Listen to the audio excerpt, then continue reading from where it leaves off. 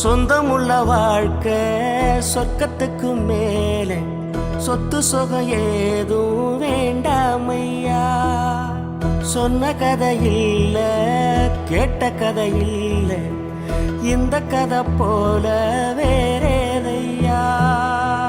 ஆயிரையான பலம் அண்ணன் தம்பி சேர்ந்திருந்தா பாசத்தையும் ரோசத்தையும் பந்தி வைக்க முந்தோ.